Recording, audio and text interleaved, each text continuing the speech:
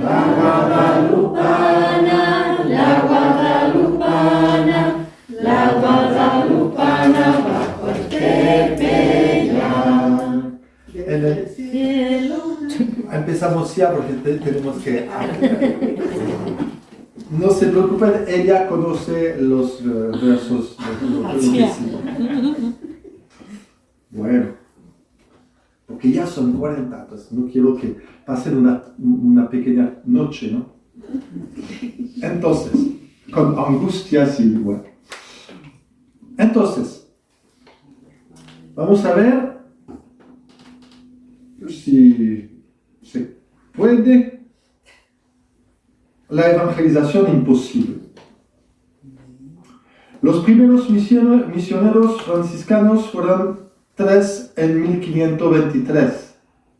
Recordamos que Cortés llegó en 1519.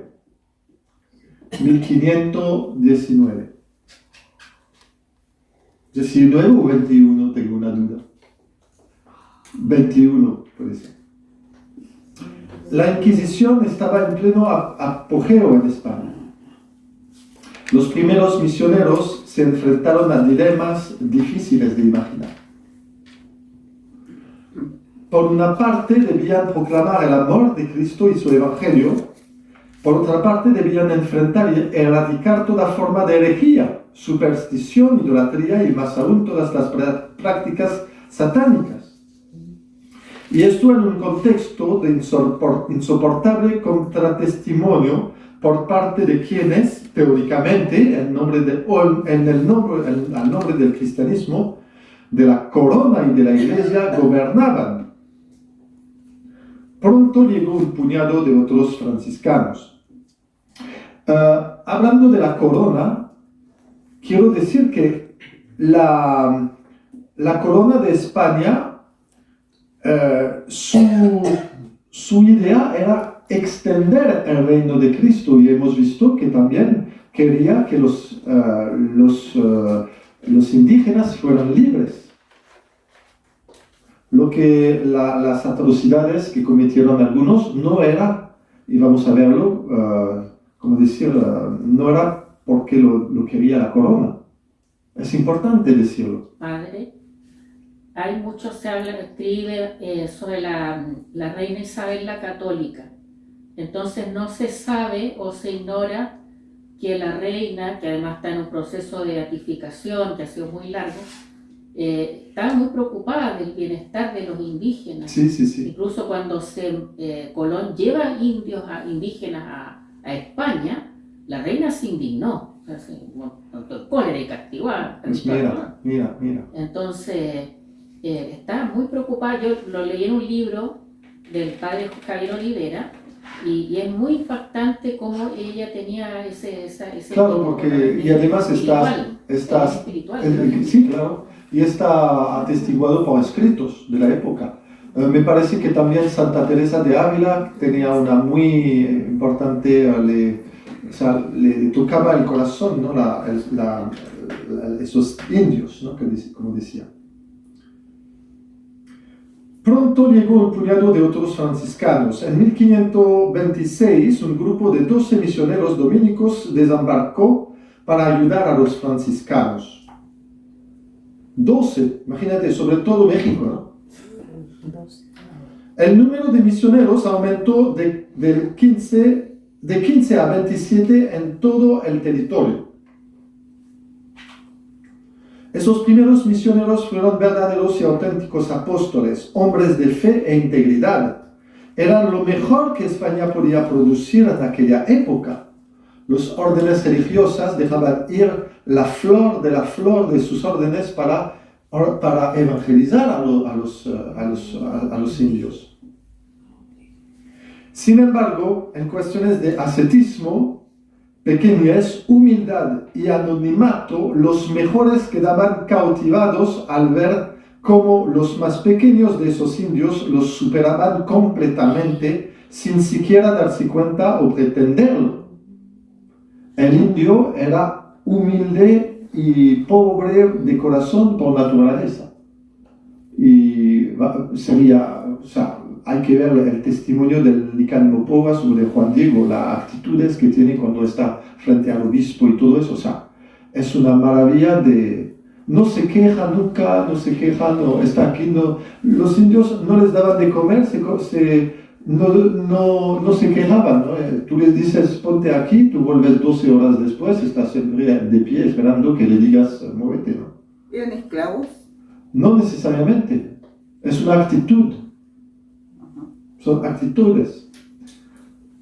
Los otros, por ejemplo, el Huey Tlatoani, cuando estaba, cuando estaba, como decir, coronado, el ritual de ordenación, no sé cómo decir, tenía que decir, me sacaron de un montón de basuras, ¿no? Yo estaba sobre el abono, yo estaba sobre un montón de abono cuando me sacaron para hacerme rey, para decir, no soy nada, no soy tierra y polvo, ¿no? Era parte de su cultura, no es porque hayan sido sometidos los indios. Vamos a avanzar. Entonces, los otros contingentes de misioneros fueron mucho menos gloriosos.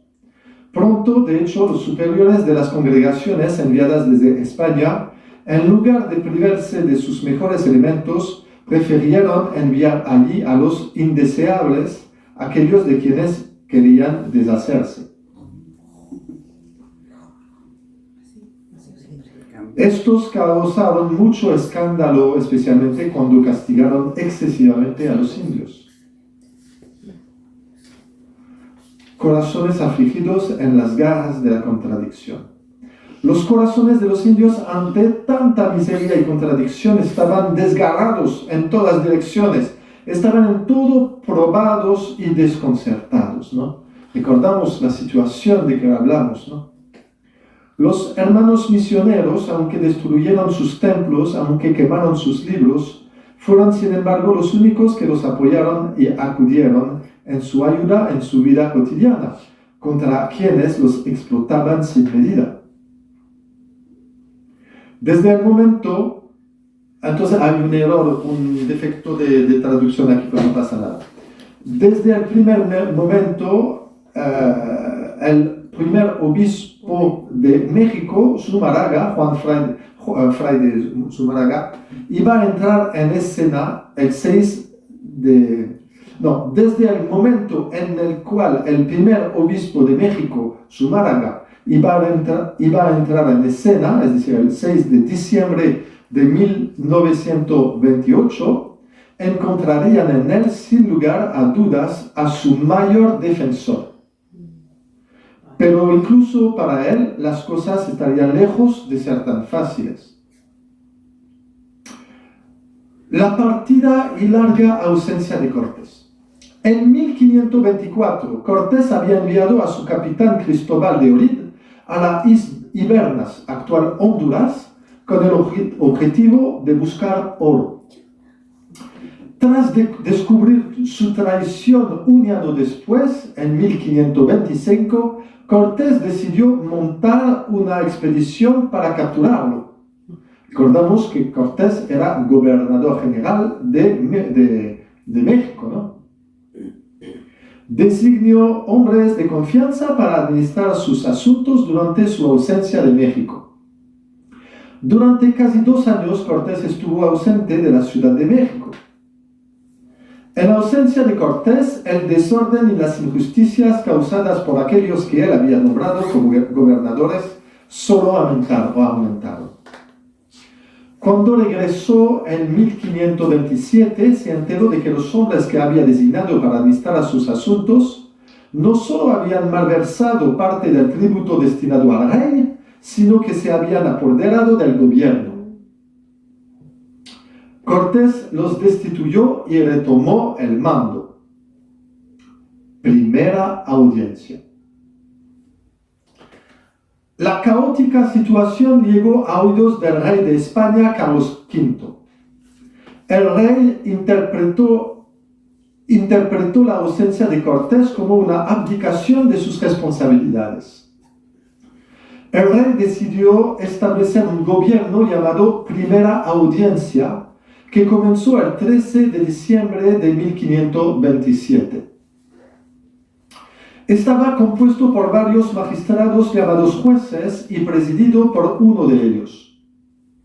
Su objetivo era delimitar los límites de los territorios conquistados y colonizados y evangelizar a los indígenas. Su presidente fue Nuño de Guzmán, de triste memoria. En cuanto a Cortés, se le ordenó regresar a España. El gobierno de Guzmán fue responsable de los peores abusos, escándalos e innumerables injusticias. Fray de Zumárraga es él. Bueno, cuando Cortés tomó México, es decir, Tenochtitlán, pidió al rey Carlos V de nombrar, al rey de pedir, de proponer,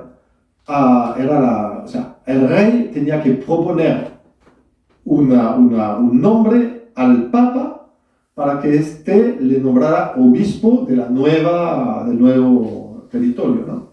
Nueva España se llamaba inicialmente México. ¿Cómo? Nueva España. Nueva España. Y entonces, el rey Carlos V, no me recuerdo si yo le hablo de ello después, pero parece que no, así que me tengo que decirlo ahora, no pasa nada. Entonces, como decía, el rey Carlos V hizo en España un retiro en un convento durante Cuaresma de no me recuerdo qué año, y fue edificado de ver la humildad y el servicio de los monjes de este lugar, de este monasterio en España. Y entonces fue tan fuerte impresionado que ofreció regalos a este convento y aprendió después de poco que el abad había regalado los regalos del rey a los pobres. Y entonces, cuando Cortés pidió esto al rey Carlos V, Carlos V pensó directamente al abad de este monasterio para ser obispo de la Nueva España, de Tenochtitlán, de México. Y este abad era Fray Zumárraga. ¿Ya? Juan de Zumárraga, primer obispo de México. Fray Juan de Zumárraga nació no lejos de Bilbao, España, en 1468, vivió en el convento de Aranzazu entre 1409. Bueno, ¿pasó o no? Sí. En el año 1526 el rey vino a descansar, bueno, pues ya tenemos esta, durante Semana Santa. Al final de su estancia es lo que decía, bueno. Este mismo año el rey recibió de Papa Clemente VI la solicitud de elevar la gran ciudad de México al rango de obispado. Sin dudarlo, el 12 de diciembre de 1527, el 12 de diciembre de 1527, el rey Carlos V propuso al Papa nombrar obispo a sus tierras al Fray Zumárraga. Nombrado protector de los indios en la ciudad de Burgos el 10 de enero de 1528, Fray Juan de Zumárraga salió del puerto de Sevilla hacia Nueva España, México, a finales de agosto del mismo año. Llegó a México el 6 de diciembre. Una ciudad al borde del colapso. Cuando llegó a México, el obispo Zumárraga descubrió una situación desastrosa. Los miembros, había incluso gatos en el obispado. Es para bromear. Los que no ven en la pantalla es que hay un gatito que pasa por aquí. Cuando llegó a México, los miembros de la primera audiencia en funciones desde hacía casi un año casi un año, favorecieron el robo, la violación, la esclavitud y las injusticias de todo tipo. Ocurrió incluso que los mismos misioneros, cuando quisieron interponerse entre los tiranos y las víctimas, se indignaron. Los mismos misioneros. Habiendo convocado a los principales representantes de los pueblos indígenas, Fray de Zumarraga les anunció que había sido enviado por el rey de España como protector de los indios. El gobierno de la primera audiencia le informó que este cargo no le correspondía por derecho, sino únicamente al gobierno debidamente instituido. En 1529, en una carta que dirigió al rey Carlos V, Fray Juan de Zumarraga escribió: «Hacemos trabajar a los indios como esclavos, sin perdonarles siquiera los días de fiestas, ni darles un puñado de maíz para comer». ¿No? Sin perdonarles siquiera los días de fiesta, creo que hay un error, ¿no? Pero no pasa nada. Pronto las tensiones fueron tales que el gobierno amenazó con matar a cualquier indio que se atreviera a acercarse al obispo. En julio de 1529, el valiente Zumarraga envió a 2 de sus hermanos a llevar cartas al rey de España en las que denunciaba las injusticias y exacciones cometidas por los dirigentes del país contra los indios y el pueblo español. Estos emisarios fueron descubiertos y arrestados incluso antes de salir de México. Si el gatito distrae, podemos ponerlo afuera, por favor. Sí, por favor. No. Pobre gatito, ¿no? No. Pobre gatito, ¿no? Es una gatita, tiene 3 colores. Y no, Por favor, es vecina, ¿no? los gatos afuera. Podemos cerrar la puerta, por favor. Porque no volveré. Y yo te quiero escuchar. Continuamos. Zumarraga no vaciló e hizo otro informe que él mismo llevó a Veracruz para entregarlo secretamente el 27 de agosto de 1529 a un marinero, quien finalmente pudo entregarlo a la corte española. Es decir, todos los informes que hacía Zumarraga eran como decía, Liquidados.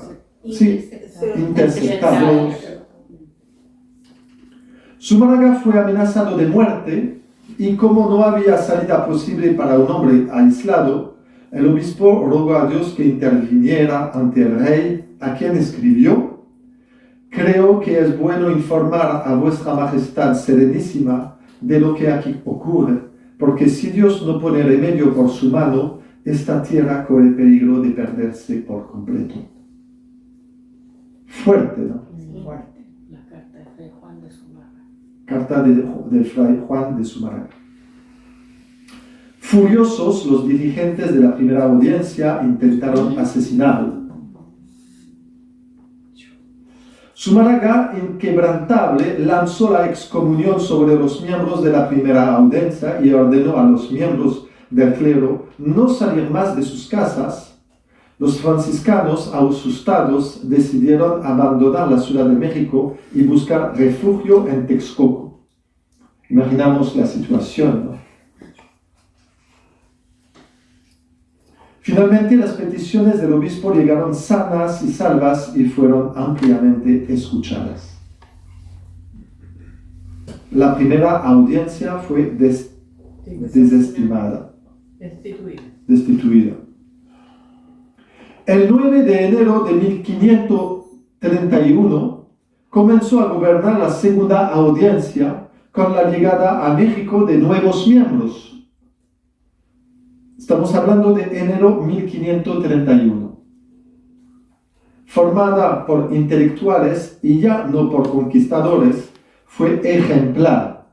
sus acciones fueron honestas y justas. En cuanto al obispo, confirmado en su papel oficial de protector de los indios, acogió a cuantos deseaban verlo, estableció nuevas bases para facilitar una nueva evangelización y estuvo en el origen de obras de gran envergadura en la Ciudad de México, en particular con el inicio de las obras de la nueva catedral. Colaboró activamente con el apoyo del virrey Antonio de Mendoza a la fundación del Colegio de Santa Cruz en Tlatelolco, inaugurado a principios de 1536 y que fue la primera escuela de enseñanza superior de la Nueva España abierta a los jóvenes indígenas.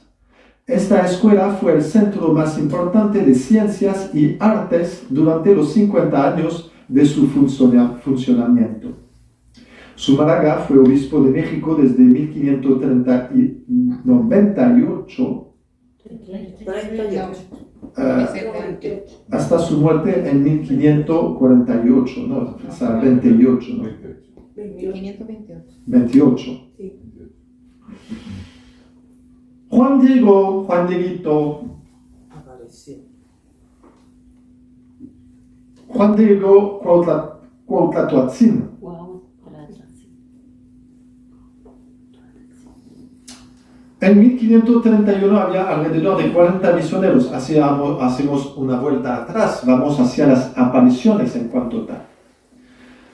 Juan Diego Cuauhtlatoatzin. Cuauhtlatoatzin es un nombre azteca. Habla por voz del águila. Es el águila que habla, podríamos decirlo. ¿Tú lo traduces como? El que habla con voz de águila. El que habla con... Yo por lo menos. Sí. El que habla por voz de águila, podemos decir. Juan Diego era de un pequeño pueblo que era considerado de un reino alrededor a las afueras de México, y él fue uno de los primeros a acoger con su esposa el bautismo, ¿no? Y acogió a los primeros, o sea, fue tocado por la evangelización de los primeros misioneros franciscanos. Y interesante porque era de este pueblo que era de los sabios de aquel templo, ¿no? De aquel tiempo, que eran el reino, un pequeño reino, pero eran como los teólogos de la época. Y la época, los teólogos, podemos decir, los sabios de la época, antes que llegaran los españoles, estaban imaginando una idea nueva, según la cual Dios no fuera dos, pero uno. Estaban haciendo bueno. Después llegaron los españoles y entonces él supuestamente pudo estar, hay muchas razones de creer, de pensar que él fue testigo de la dedicación del templo, ¿no? Con los miles de sacrificios, ¿no? Humanos. Puede ser que fue tocado por la idea de un Dios amor, ¿no? Puede ser. Lo que pasa es que él estaba casado, tenía una esposa, y esta esposa para los 10 años de su boda, del aniversario de su boda, le ofreció una tilma, la tilma blanca que él tiene, ¿ya? Era un regalo de su esposa como regalo de matrimonio de 10 años, y su esposa murió. Tenían un hijo y murió su esposa. Y él, entonces viudo, estaba, como decir... Se llamaba Lucía. Lucía. Y entonces él estaba muy como decir, conmovido por el mensaje de los franciscanos, y cada domingo él iba a escuchar las palabras de los señores sacerdotes, como él los llama. Iba en México Tenochtitlán y eran varias horas de camino, ¿no? Porque eran algo de no sé cuántos kilómetros, 30 me parece, algo así. Y entonces él, cuando iba a escuchar las palabras de los señores sacerdotes tenían una devoción increíble a los señores sacerdotes, como él los llama. Cuando regresaba a su pueblo, contaba en náhuatl todo lo que había aprendido y lo contaba a los niños. Entonces fueron uno de los primeros evangelizadores de los indígenas, entre los indígenas, ¿no? Bueno. Y aquí empiezan las apariciones de Nuestra Señora de Guadalupe.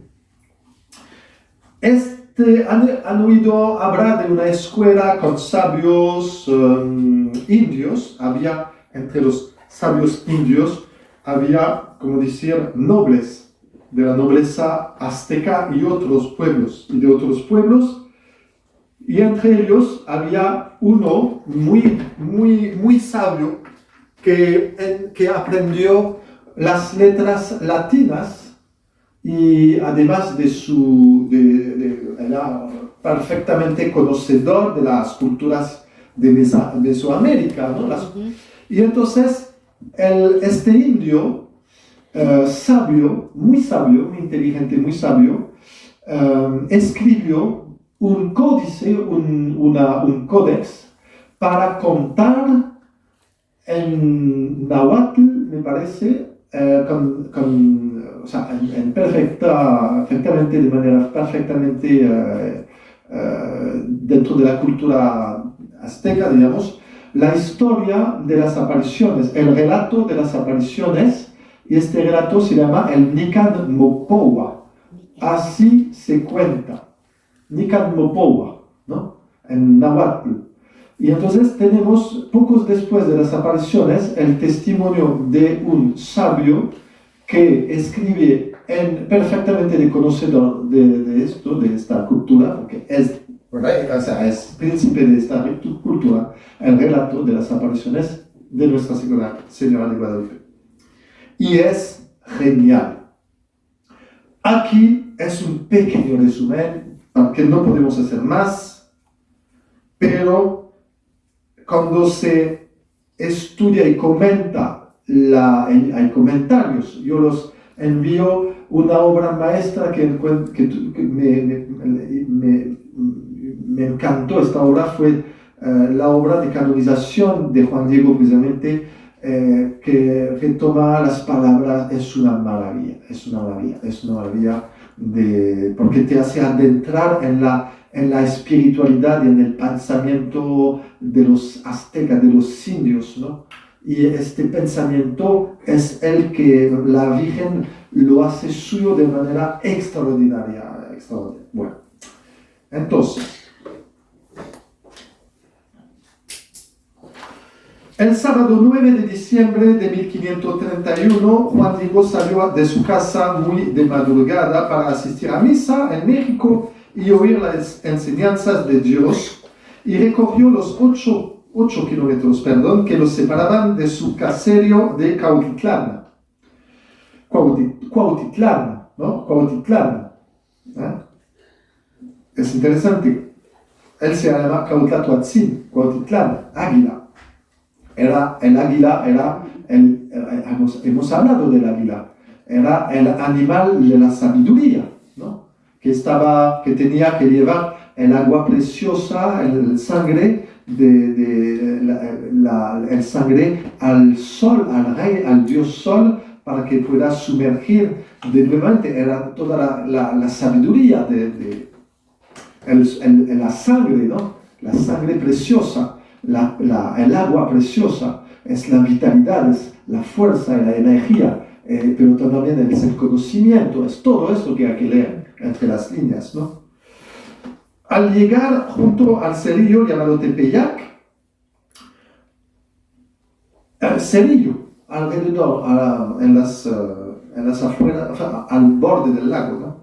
Que domina la ciudad, oyó una melodía semejante al canto de los pájaros, tan hermosa que pensó estar soñando, creyendo que estaba en el paraíso.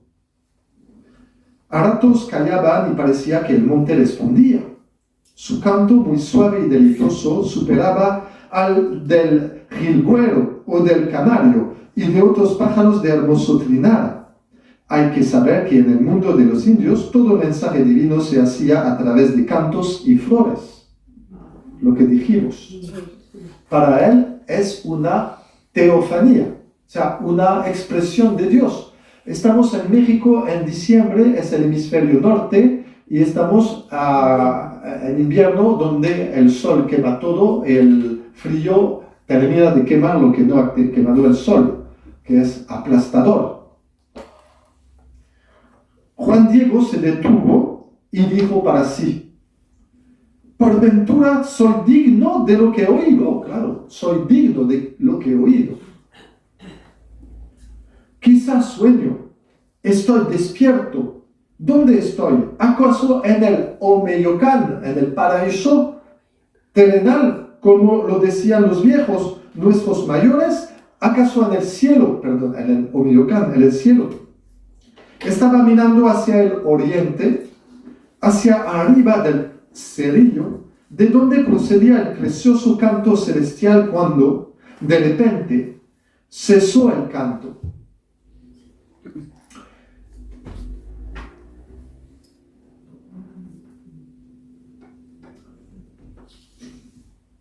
No sé si lo voy a decir después. No me recuerdo. Hace un año que no he mirado estas diapositivas. No me recuerdo qué hay después, pero no pasa nada. Pero me parece que lo voy a decir después, así que no voy a decirlo ahora. Si no lo digo ahora, me dirán: padre, ¿lo ha dicho o no? No, porque, bueno, no es por nada que ocurre a este momento, ¿no? Pero sí, lo creo que lo digo después. Bueno, no entienden nada, es normal. Es normal, todo bien, no hay que tomar aspirina. Entonces, de repente, estaba mirando hacia el oriente, hacia arriba del Cerrillo de donde procedía el precioso canto celestial, cuando de repente cesó el canto. Silencio. Se produjo un silencio total. No decíamos que las grandes obras de Dios están precedidas de silencio. Y oyó que lo llamaban, llamaban y le decían: Juanito, Juan Dieguito. ¿Se acuerdan la devoción de las madres por sus hijitos, ¿no? Por los niños? Así habla la Virgen María. En ningún momento se asustó. Al contrario, muy contento, fue subiendo a la cumbre del Cerrillo y allí vio a una señora de pie, diciéndole que se acercara. Al llegar a su presencia, se maravilló. Bueno, estoy descubriendo las diapositivas. Ay, bueno. ¿Sabían que esto pasa 10 años después que Cortés y sus hombres pisaron México? ¿Lo sabían? Acabamos de saber. Bueno, eso es para decir que el calendario azteca divinatorio les había dicho que dependía de la puesta del sol sobre algunos cerros en función del año y que esto podía decir algo. Es la colina de la estrella que significa la renovación del mundo. En entonces el calendario divinatorio estaba apuntando el sol sobre el Cerrillo de la colina de la estrella, que es donde se hacía la ceremonia del fuego normalmente y coincidía con el fin posible del mundo. Es ahora que yo lo digo, entonces no tendré que recordármelo. Y los indios, que a pesar de que los sacrificios, a pesar de que el sol se levantaba, estaban viviendo efectivamente una apocalipsis tremenda. Y entonces tenían miedo, pensaban para ellos, era claro, que los sacrificios no servían de nada, que el mundo iba a terminar. era el fin del mundo, del quinto sol. Y incluso el Huey Tlatoani, como decía, ¿cómo se llama? No Zumárraga, pero Moctezuma II, estaba totalmente angustiado, tenía sueños, tenía pesadillas, veía signos, es cierto, hubo un cohete en el cielo, o sea, hubo signos, ¿no? Y estaba aterrorizado cuando llegó, antes de que llegaran porque era posible el fin del mundo y los astros lo decían, ¿no? Además de lo que parecía que Quetzalcóatl llegaba, ¿no? Entonces era un momento de terror tremendo, ¿no? El Tepeyac era el lugar donde antes había la estatua de la diosa. Exactamente, que fue destrozada. La madre de todos los dioses, o algo así. Fuerte, ¿no? Sí. Muchas coincidencias. Me gusta esta cita del Deuteronomio 32, versículo 10-12. Lo encuentra en la tierra del desierto, un caos de aullidos salvajes. Lo rodea, lo eleva, lo protege como a la niña de sus ojos. Como águila que despierta a su cría y planea sobre sus crías, extiende su envergadura, la toma, la lleva en sus alas. Solo el Señor lo ha guiado, ningún Dios extraño con él. Genial, genial, genial. Entonces Juan Diego de Vito va hasta el cerillo y escucha flores y cantos y se acerca y ve, señora, aquí estamos. Gracias, Señor. Al llegar a su presencia se maravilló mucho de su belleza sobrehumana. Como a Bernadita, ¿no? En Lourdes, que decía, era mucho más hermosa que esta cosa que han hecho de esta estatua, que es tan fea, ¿no? Eso dijo Bernadita cuando le mostraron la estatua de Lourdes, ¿no? Pero era mucho más hermosa que esto, ¿no? Bueno, pero es normal, la Virgen María que va a ser una estatua, ¿no? Bueno. Entonces, su vestidura era radiante como el sol, radiante como el sol. Radiante como el sol, el dios sol. La roca donde posaba sus pies, iluminada por los resplandores, parecía un brazalete de piedras preciosas y la tierra relumbraba como el arco iris. Los espinos tunales y otras diferentes hierbecillas que allí se suelen dar parecían de esmeralda. Su follaje, finas turquesas, y sus ramas y espinas brillaban como el oro. Eso hace María cuando uno está frente de ella, supongo. Nos embellece, nos hace más hermosos, todavía de siempre, solamente mirarlo. ¿No? Debe ser, ¿no? Juan Diego se inclinó ante ella y escuchó sus palabras, su aliento, sus palabras, su sabiduría. Muy delicadas y corteses, como de alguien que atrae y quiere mucho. Ella le dijo, Juanito, el más pequeño de mis hijos, ¿a dónde vas? Él le respondió, señora y niña mía, tengo que llegar a tu casa de México Tlatilolco, a seguir las cosas divinas que nos dan y enseñan nuestros sacerdotes delegados de nuestro Señor. Ella le habló y le descubrió su santa voluntad, diciéndole, sabe y ten entendido tú, el más pequeño de mis hijos. El más pequeño, recuérdense lo que decíamos de la elección divina.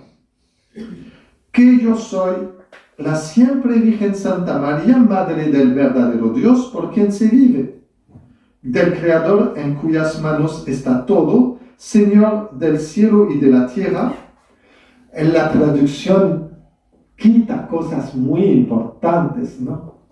Dice la Virgen María de los cercos, o sea, cerca del junto. del cerca del junto, es decir, el Dios trascendente pero inmanente, el Dios de las grandes y más pequeñitas cosas, ¿no?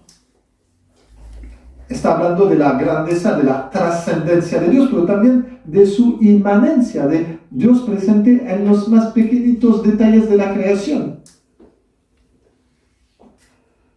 Y habla de usando, no dice de Ometeotl, dice yo soy de Teotl Dios, como si confirma los pensamientos teológicos de los sabios del pueblo de Juan Diego, como María en Lourdes, diciendo que era Inmaculada Concepción a Santa Teresa, a Santa Bernadita, confirmó en esto el dogma proclamado 4 años antes de la Inmaculada Concepción, que sirvió al cura de Lourdes de aquella época que estaba contra Bernadita. Bueno, sabiendo ello viendo que no podía imaginarse esto, la santita, la mujercita, ¿no?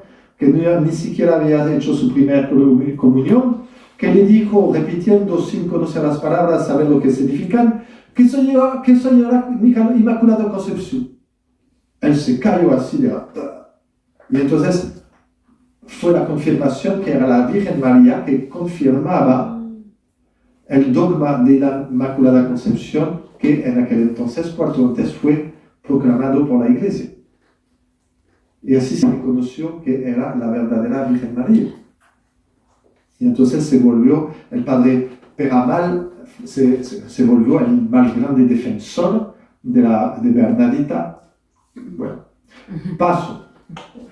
Pero ven la coherencia, ¿no? Sí. Entonces, deseo vivamente que se me levante aquí un templo. ¿No hemos dicho que el templo era el núcleo de un nuevo reino en la cultura azteca? Que el otro templo está derivado. Él quiere que se levante un templo para mostrar y dar en él todo mi amor, compasión, auxilio y defensa. Pues yo soy vuestra piadosa madre, a ti, a todos vosotros juntos, los moradores de esta tierra, y a los demás amadores míos que me invoquen y confíen en mí. No solamente los de México. Y así se responde a la pregunta, ¿acaso qué mensaje lleva por los otros hombres del mundo? Pues aquí tiene la respuesta. Allí oiré sus lamentos y remediaré todas sus miserias, penas y dolores. Y para realizar lo que mi clemencia pretende, anda al palacio del obispo de México, Fray Juan de Zumárraga, y dile que yo te envío a manifestarle lo mucho que deseo, a saber que aquí en el llano me edifiqué un templo. Le contarás puntualmente todo lo que has visto, admirado y oído. Ten por seguro que te lo agradeceré y pagaré muy bien, porque te haré feliz y merecerás mucho, que yo recompense el trabajo y fatiga con que vas a tratar de realizar lo que te encomiendo. Mira, ya has oído mi mandato, hijo mío, el más pequeño, anda y ponle todo tu empeño. Al punto se inclinó delante de ella y le dijo, señora mía, yo voy a cumplir tu mandato, por ahora me despido de ti y yo tu humilde siervo.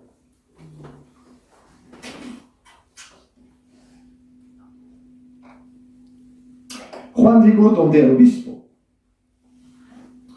Enseguida, bueno, yo he puesto cosas así, pero no corresponden, no son de... Enseguida bajó para ir a cumplir su mandato y salió al camino que va directo hacia México. Habiendo entrado en la ciudad, se fue sin demora al palacio de don Fray Juan de Zumarraga, religioso de la orden franciscana. Apenas llegó, trató de verle, rogó a sus sirvientes que fueran a anunciárselo. Pasado un buen rato, vinieron a llamarle, diciéndole que el obispo había mandado que entrara. Un buen rato es un buen ratazo, ¿no? Al llegar a su presencia, se inclinó y arrodilló delante de él y le transmitió el recado de la Señora del Cielo. También le dijo todo lo que había admirado, visto y oído. Este obispo misionero era un hombre virtuoso, pero nada amigo de las visiones, y además se comprende que haya tenido un poco de reticencia con la mentalidad de los indígenas adictos a supersticiones paganas. Estaba muy prudente, ¿no? El obispo, y estas cosas, como lo que ocurre mucho con los obispos muchas veces, ¿no? Tienen prudencia y, bueno, de todo lo que es visiones, bueno, hablaremos de eso otro día, ¿no? Después de oír toda su plática y su recado, pareció que no le creía y le respondió: ven otra vez, hijo mío, y te oiré más despacio, ¿no? Mientras tanto lo veré todo desde el principio y pensaré en la voluntad y deseo con que has venido, ¿eh? Bueno, voy a pensar, ¿no? Juanito salió y volvió muy triste, porque de ninguna manera se había realizado la misión a él confiada. Habiendo regresado el mismo día, fue derecho a la cumbre del Cerrillo, donde se encontró con la Señora del Cielo, que le estaba aguardando allí mismo donde la había visto por primera vez. Al verla, se postró delante de ella y le dijo: Señora, la más pequeña de mis hijas, niña mía, negrita, mi negrita le iba a decir, mi morenita, ¿no? Niña mía, fui a donde me enviaste a cumplir tu mandato.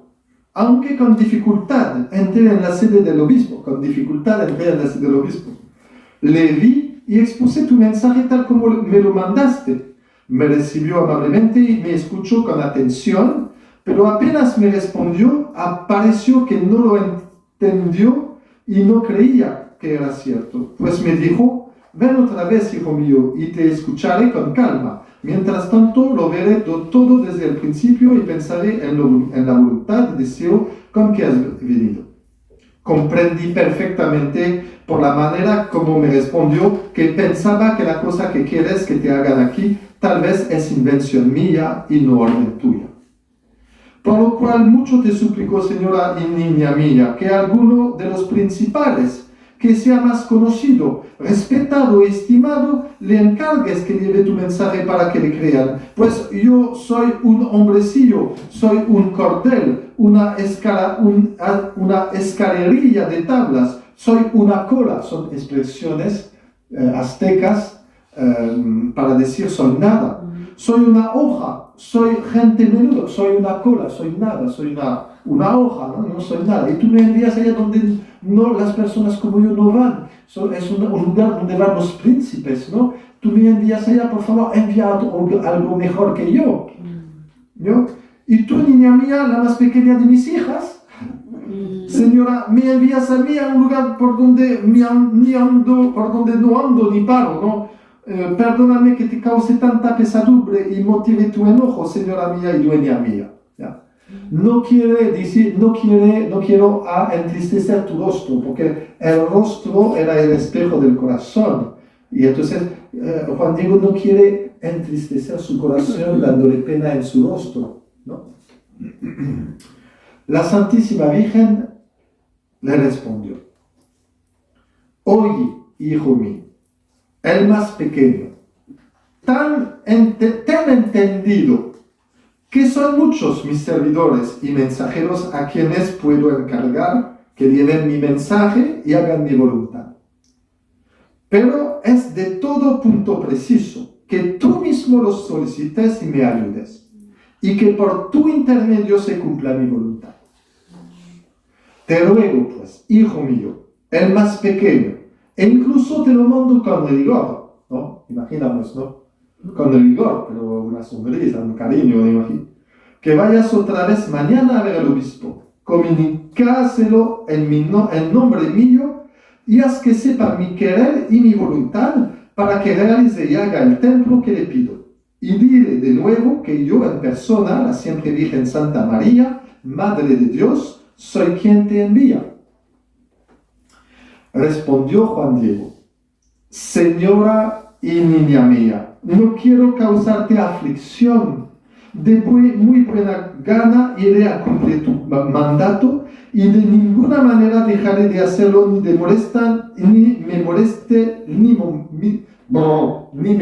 el camino.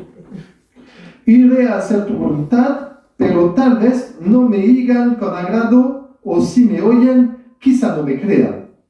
Mañana en la tarde, cuando se ponga el sol, vendré a darte la respuesta de tu mensaje, según lo que me diga el obispo.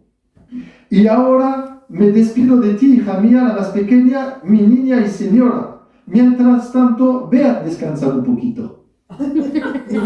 No, toma, no me acuerdo cómo lo digo, pero la traducción está un poquito malita. Vete a descansar, ¿no? Le dijo a María, ¿no? Pero qué tierno. Vete a descansar un poquito, ¿no? Ha sido larga la jornada, me has esperado aquí todo el día, ¿no? Vete a descansar un poquito, toma una silla, ¿no? Entonces, el domingo 10 de diciembre de 1531, segunda visita al obispo, bueno. A eso de las 10 de la mañana, después de asistir a misa, una vez tomada la asistencia, se dispersó el gentío. Juan Diego se presentó inmediatamente en el palacio del señor obispo. Apenas llegó, puso todo su empeño en verlo, lo que consiguió con mucha dificultad. Se arrodilló a sus pies, se entristeció y lloró al exponerle el mandato de la Señora del Cielo. Lloró. Pobrecito, ¿no? La humildad, ¿no? La pequeñez de ese hombre es increíble. Le dijo que ojalá creyera su mensaje y su voluntad de levantarle un templo manifestando donde lo quería. El señor obispo, para estar seguro, lo preguntó muchas cosas. ¿Dónde la había visto y cómo era? Él le refirió todo perfectamente. Aunque describió con precisión la figura de ella y cuanto había visto y admirado, sin vacilación ni duda, sin incurrir en contradicciones, ya que en todo se descubría que era la siempre Virgen Santísima, Madre del Salvador, nuestro Señor Jesucristo. El obispo no le creyó. Le dijo que era muy necesario alguna señal para que se le pudiera creer que era la misma Señora del Cielo que lo enviaba. Después que Juan Diego lo escuchó, le dijo: Señor obispo, fíjate bien en la señal que pides, pues luego iré a pedírsela a la Señora del Cielo que me ha enviado acá. ¿No? Pénsalo bien. Ya, no hay problema. ¿Qué signo quieres? No le respondió el obispo, pero fue extrañado. En cuanto lo despidió, el obispo hizo que lo siguieran algunas personas de su confianza. Juan Diego fue derecho y caminó por la calzada. Los que venían tras él lo perdieron de vista cerca del puente de Tepeyac. Y aunque muchos lo buscaron por todas partes, no lo pudieron encontrar. En vista de esto, regresaron no solamente porque se fastidiaron, sino también porque lo que él hizo les molestó y provocó enojo. ¿No? Causó enojo. Engaño, no se ha engañado, ¿no? Fueron a informar al señor obispo diciéndole que Juan Diego era un embustero, un iluso o un soñador, y que si volvía otra vez lo tomarían y castigarían con dureza, para que nunca más mintiera y engañara. Estas acusaciones impresionaron al obispo.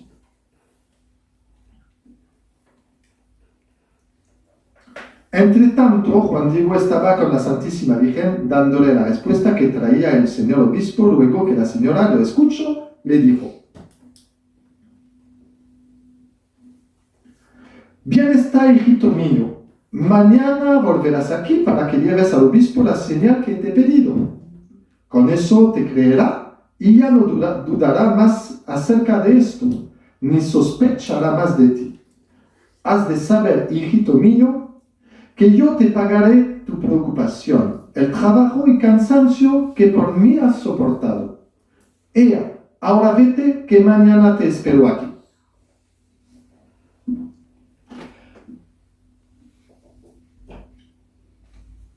Al día siguiente, el lunes, cuando Juan Diego tenía que llevar la señal para ser creído, no volvió.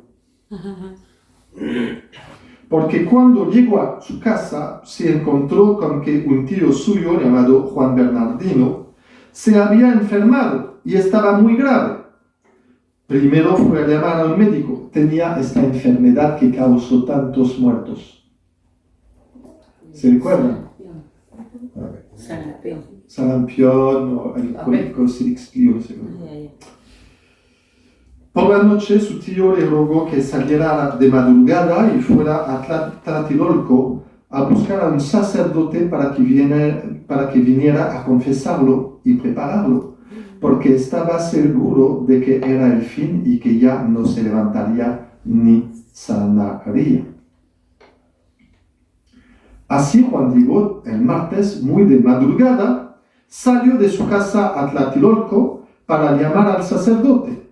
Y cuando se acercaba al camino que sale junto a la ladera del Cerrillo de Tepeyac, hacia el poniente, por donde tenía la costumbre de pasar, dijo: no, mejor que voy derecho, no sea que me vaya a ver la señora y me detenga de algún modo para que le lleve la señal al obispo, según me previno. Pero no, primero liberémonos de nuestra aflicción. Liberémonos de nuestra aflicción. Tiene misericordia hacia sí mismo también. Y llame yo deprisa al sacerdote, pues mi pobre tío lo está esperando. Enseguida dio vuelta al cerro, subió por delante de él y pasó al otro lado hacia el oriente, para llegar pronto a México y para que así no lo detuviera la Señora del Cielo.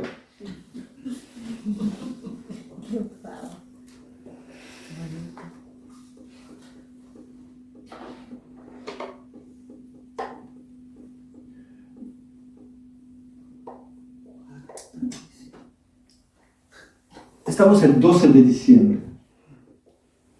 Este 12 de diciembre, que era me parece el 21 de diciembre de calendario julio, porque aquí estamos en el calendario gregoriano, que tiene 10 días de diferencia y que fue, corregido años después, coincide con el solsticio de invierno.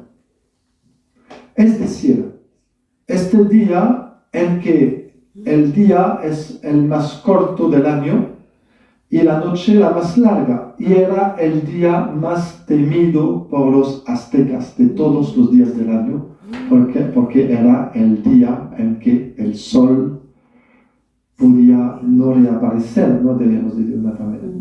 Entonces, estamos en el año en que todo puede caer, y si todo cae, será esta noche. Si todo se destruye, será esta noche. Era una noche de tormento, de angustia de todos los aztecas de esto entonces.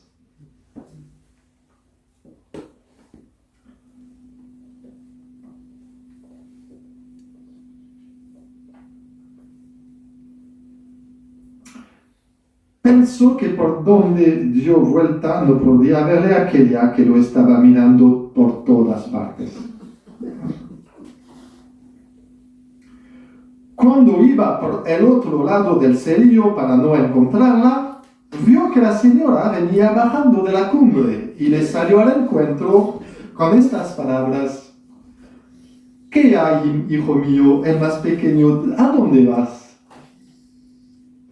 Se apenó, se avergonzó y se inclinó delante de ella, diciéndole: Señora mía, la más pequeña de mis hijas, niña mía, ojalá estés contenta. ¿Cómo amaneciste? ¿Estás bien de salud, señora y niña mía? Hay otra traducción que dice: ¿acaso estás bien en tu cuerpecito, ¿no? Y sabes, cuando te levantas por la mañana tenés un poquito de ¿acaso te duele tu cuerpecito, ¿no? ¿Cómo amaneciste? Adiós, amanecer, ¿no? ¿Cómo amaneciste? Como el sol, ¿no? De la mañana. ¿Cómo amaneciste? ¿Acaso te sientes bien en tu cuerpecito? No, bueno. Voy a causarte aflicción, pues has de saber, niña mía, que un pobre sirviente tuyo, mi tío, está muy mal. Le ha dado la peste y está por morir. Ahora voy presuroso a tu casa de México a llamar a uno de los sacerdotes amados de nuestro Señor, para que venga a confesarlo y prepararlo. Porque desde que nacimos estamos esperando el sufrimiento de nuestra muerte. O sea, otra traducción dice: para eso nacimos, para morir. Para eso nacimos, para morir. ¿Se recuerdan? Las mujeres, las madres de los indios, les daban en su mano un arco y ahora tienes que ofrecerles morir sobre el altar para eso.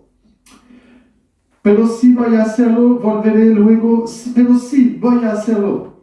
Volveré luego aquí para ir a llevar tu mensaje. Señora y niña mía, perdóname. Ten por ahora paciencia conmigo. No te engaño, hija mía, la más pequeña. Mañana vendré aquí a toda prisa. Y aquí es cierto que tenemos el mensaje de la Virgen de Guadalupe, el más precioso, ¿no? El centro de... Después de oír las palabras de Juan Diego, respondió la piadosa Virgen: escucha, ponlo en tu corazón, hijo mío, el más pequeño, pues lo que te asusta y aflige no es nada. No se perturbe tu rostro ni tu corazón. No temas esta enfermedad ni alguna enfermedad o angustia. ¿Acaso no estoy aquí yo que soy tu madre? ¿Acaso no estoy aquí yo que soy tu madre? ¿No? Qué bonito, ¿no? Sí. No estás bajo mi sombra y resguardo, ¿no? No soy yo la fuente de tu alegría. No estás en el hueco de mi manto, en el cruce de mis brazos. ¿Qué más necesitas? Fuerte, ¿no? No te apene ni te perturbe ninguna otra cosa. No te aflija la enfermedad de tu tío, pues no morirá ahora de ella. Ten la seguridad de que ya sabe.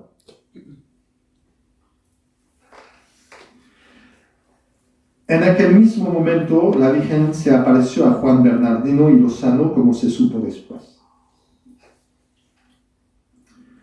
Y aquí vemos la virtud de Juan Diego, ¿no? Cuando Juan Diego oyó estas amables palabras de la Reina del Cielo, se consoló mucho y quedó contento. Le rogó que cuanto antes lo despachara a ver al señor obispo para llevarles alguna señal o prueba a fin de que le creyera. Total confianza en la palabra de la señora. Ah, muy bien, pues ya está entonces. Bueno, tener una señora que viene así también. La Virgen le mandó que subiera a la cumbre del Cerrillo, donde antes la veía.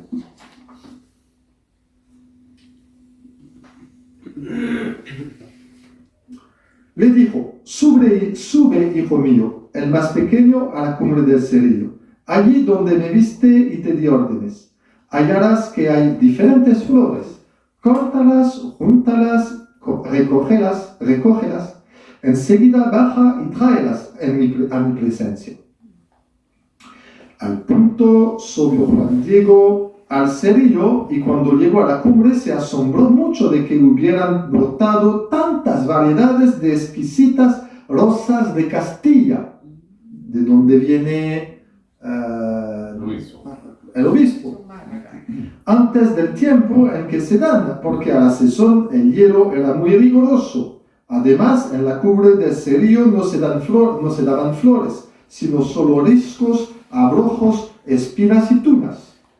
Eran muy fragantes y llenas del rocío de la noche. Parecían perlas preciosas. Empezó luego a cortarlas, las juntó todas y las puso en su manta, en su tilma. Y luego bajó inmediatamente para presentárselas a la Señora del Cielo como se lo había pedido.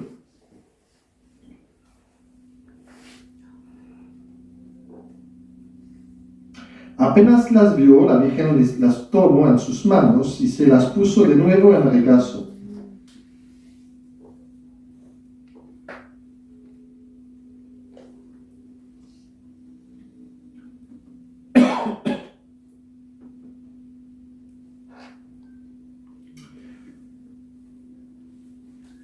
Diciéndole: Hijo mío, el más pequeño, esta variedad de rosas es la prueba y señal que llevarás al obispo. Le dirás en mi nombre que vea en ella mi voluntad y que él tiene que cumplirla. Tú eres mi embajador muy digno de confianza. Te ordeno rigurosamente que solo delante del obispo despliegues tu manta, tu tilma, y descubras lo que llevas.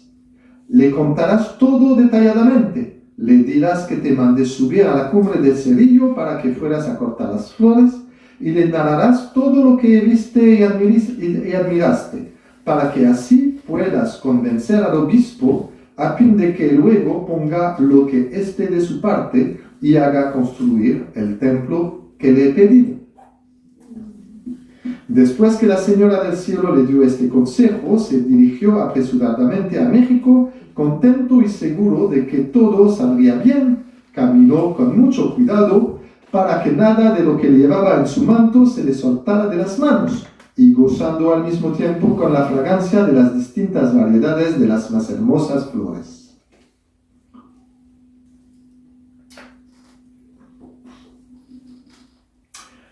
Al llegar al palacio del obispo, recordamos, ¿no?, lo que pasó antes. Sí. Olvídate. Los porteros y servidores no lo acogieron bien. Y cuando les rogó que le comunicaran que deseaba verle, ninguno de ellos le hizo caso, haciendo como que no le oían, sea porque era muy temprano, sea porque ya lo conocían, sabiendo que solo venía a molestarlos con sus cosas fuera de hora. Estuvo de pie un largo rato, pero muy largo rato, no sé cuánto tiempo, serán varias horas seguro, cabizbajo, sin hacer nada, esperando que lo llamaran. Cuando se dieron cuenta que al parecer traía algo en su regazo, con el tiempo, y bueno, ¿qué lleva aquí dentro, no? Los servidores sintieron curiosidad por saber qué era.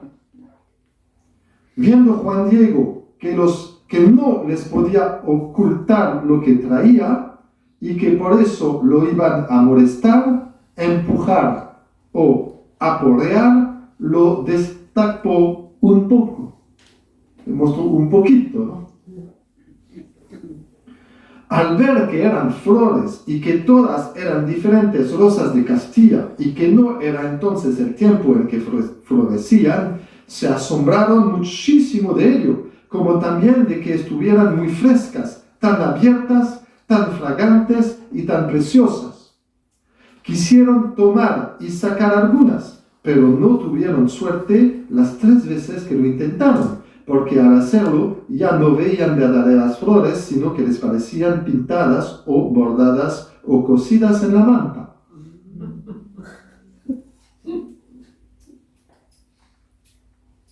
Fueron entonces a avisar al obispo que tantas veces había venido. Quería verle, que hacía mucho rato que estaba esperando.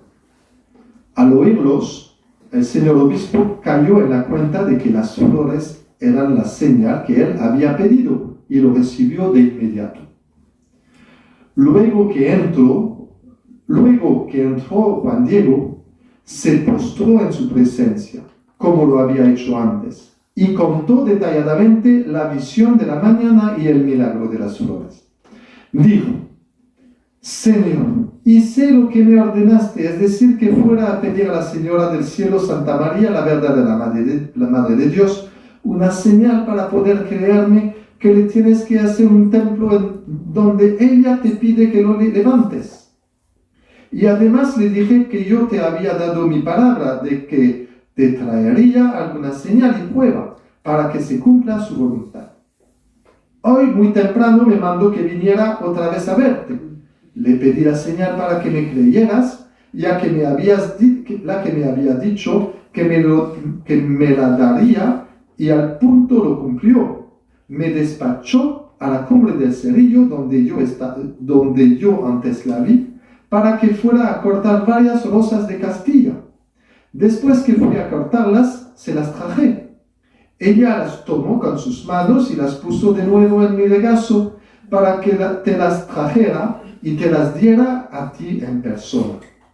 Aunque yo sabía bien que la cumbre del Cerrillo no es lugar para que se den flores, porque allí solo hay muchas rocas, abrojos, espinas, tunas y zarzas, no por eso dudé. Al llegar a la cumbre del Cerrillo, comprobé que estaba en el paraíso, en donde encontré reunidas todas las variedades de exquisitas rosas de Castilla, brillantes de rocío, las que luego fui a cortar. Ella me dijo el por qué te las había de entregar, y así lo hago para que en ellas vea la señal que pides y cumplas su voluntad. También para que aparezca la verdad de mi palabra y de mi mensaje. Eras aquí, recíbelas. Luego Juan Diego desenvolvió su blanca manta, pues tenía en su regazo las flores. Apenas se esparcieron por el suelo todas las diferentes rosas de Castilla, repentinamente apareció dibujada en su manta la preciosa imagen de la siempre Virgen Santa María, Madre de Dios, de la manera que está y se guarda hasta el día de hoy en su templo de Tepeyac, que se llama Guadalupe. En cuanto la vio, el señor obispo y todos los que allí estaban se arrodillaron, se pusieron a admirarla, se levantaron, se entristecieron y apenaron, dando muestras de que la contemplaban con el corazón y el pensamiento. El señor obispo no logró pronunciar una palabra y se reprochaba interiormente de no haber creído antes este indio.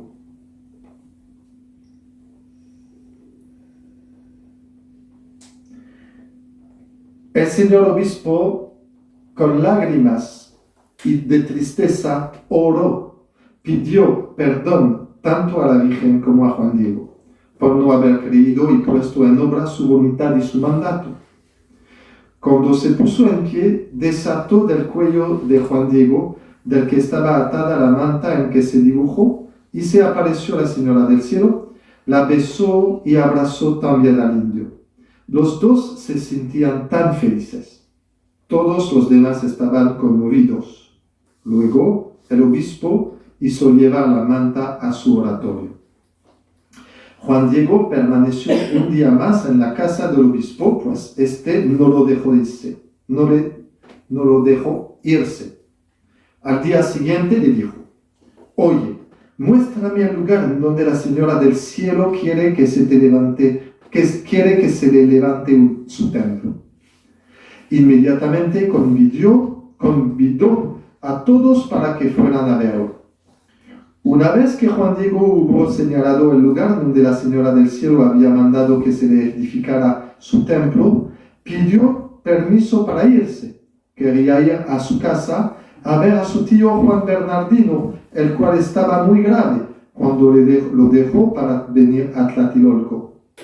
Al llamar a un sacerdote para que fuera a confesarlo y prepararlo para morir.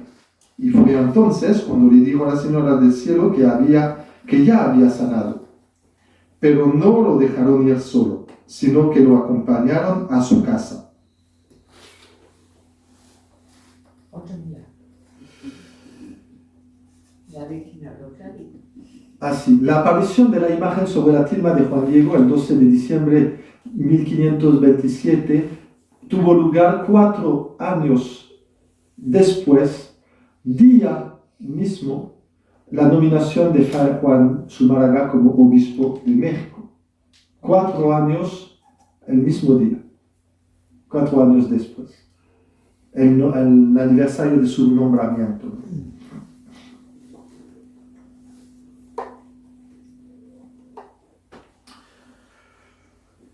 Al llegar, vieron a su tío que estaba muy contento y que nada le dolía.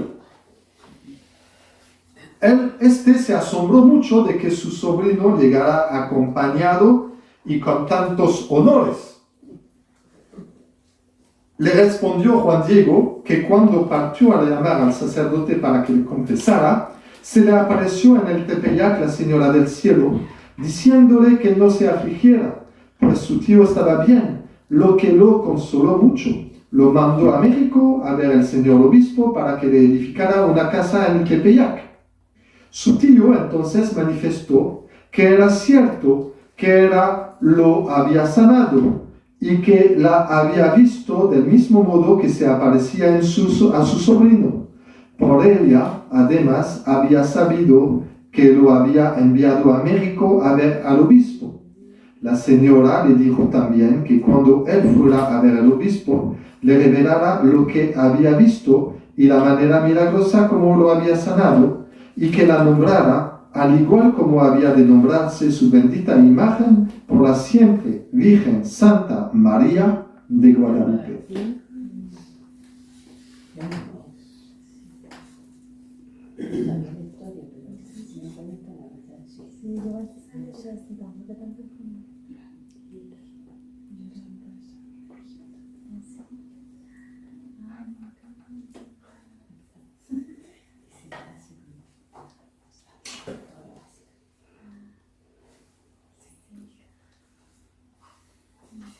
Llevaron luego a Juan Bernardino ante la presencia del señor obispo para que fuera a informarle y atestiguara delante de él. El obispo hospedó en su casa por algunos días al tío y al sobrino, mientras se tomaba la disposición para levantar el templo de la reina en el Tepeyac, donde la vio Juan Diego. El señor obispo trasladó a la iglesia mayor la santa imagen de la amada Señora del Cielo.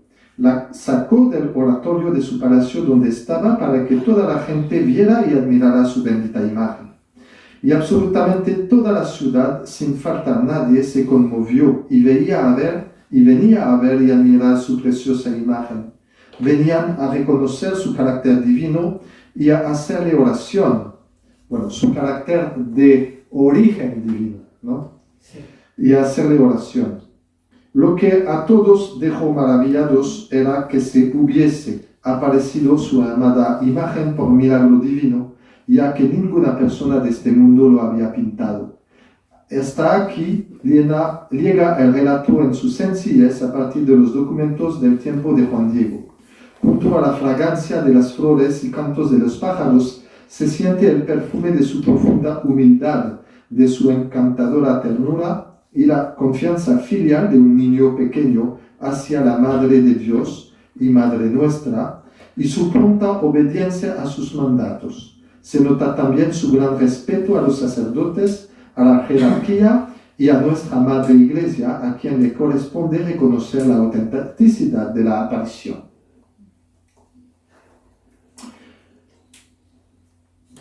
Unas palabras sobre, y terminamos con esto, sobre el nombre de Guadalupe.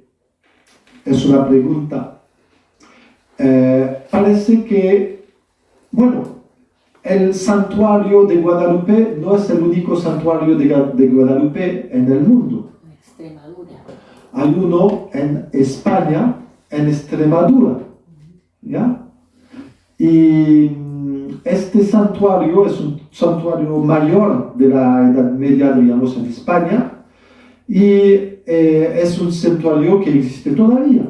Y es un santuario donde hay muchos ilustres personajes que han hecho, diremos, peregrinación, dentro de los cuales algunos ilustres como Cristóbal Colón, que dijo a Nuestra Señora de Guadalupe: la primera tierra que encontrará la dedicaré a ti. Y así se ha dado la isla de Guadalupe, que es Guadeloupe en francés. Padre, la imagen de la Virgen de Guadalupe de Extremadura se cree que la esculpió San Lucas.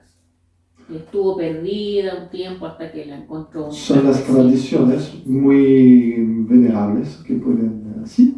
Además son jerónimas las hermanas que llevan el santuario, ¿no?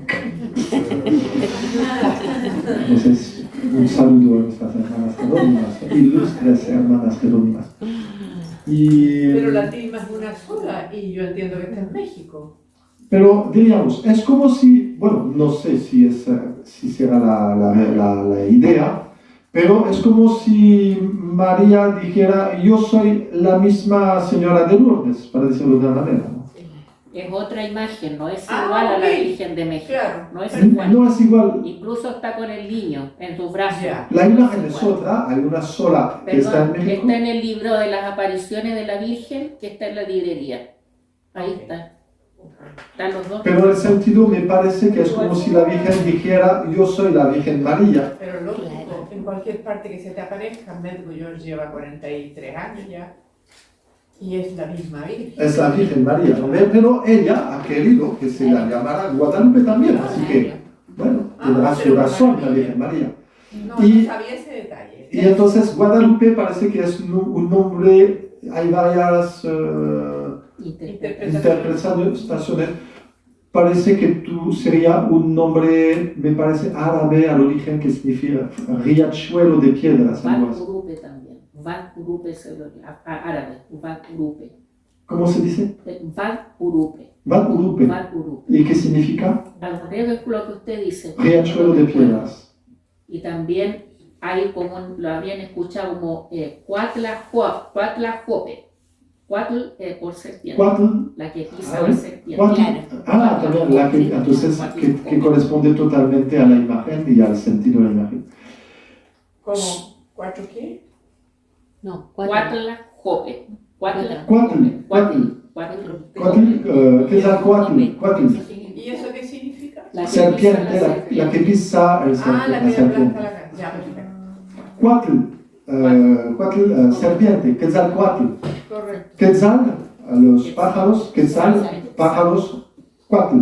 La serpiente emplumada, Quetzalcóatl, significa, bueno, disculpa por los que no hablan de azteca, ¿no? Pensaba que era obvio, pero bueno. Ni árabe tampoco, pero. No, pero bueno, son pocas palabras que conozco. Entonces, ya está. Y bueno, hablaremos, si quieren, mañana. Nos queda ver dos o tres cosas, es decir, dos o tres. La primera será de describir la tilma en cuanto códex. Es decir, la tilma es un códex, es un libro. Además, veremos todos los aspectos milagrosos de la tilma, los que están reconocidos oficialmente.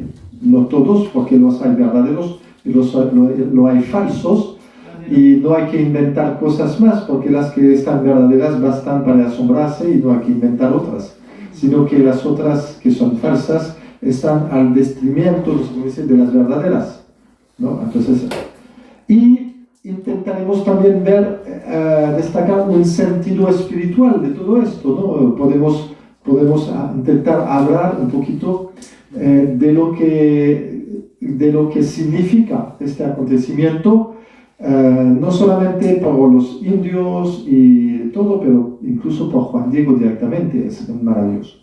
Así que yo les invito, como siempre, lo que yo digo, yo hablo mucho, ¿no? Yo hablo mucho, tal vez demasiado tampoco, pero les invito, cuando están a solas, a pedir a la Virgen María, al Espíritu Santo, como les había dicho, ¿no? de lo que es superficial, de lo que es, digamos, secundario, bueno, pero de escuchar en su corazón las cosas que resuenan, ¿no? Hay cosas que son cultura general. Bueno, no estamos aquí para hacer de cultura general, lo importante es encontrar a Dios y conocer a Dios y a hundirnos en el misterio de Dios y hacernos íntimos de su presencia. Entonces, por favor,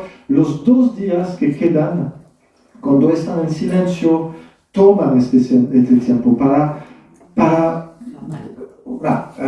integrar, ¿no? Pero sacar la cáscara de todo lo que es superficial y quedarse con lo que dice el Espíritu Santo, haciendo eco de lo que han escuchado y otras cosas, ¿no? Tal vez le va a recordar algo que no tiene nada que ver, pero por favor, disfruten del sentido espiritual de este tiempo que le dan al Señor. Ponen entre paréntesis una semana de su vida, una semana de su año, entonces eso es precioso, ¿no? Entonces, a veces yo, al primero, les pongo dispersiones, porque hago chistes o cosas así, ¿no? Pero ustedes, por favor, ¿ya? Cuídense, ¿ya? Cuídense. Gloria al Padre, y al Hijo, y al Espíritu Santo. En el principio, y siempre, por los siglos de los siglos. Amén. Y entremos en el silencio de la noche. Buenas noches.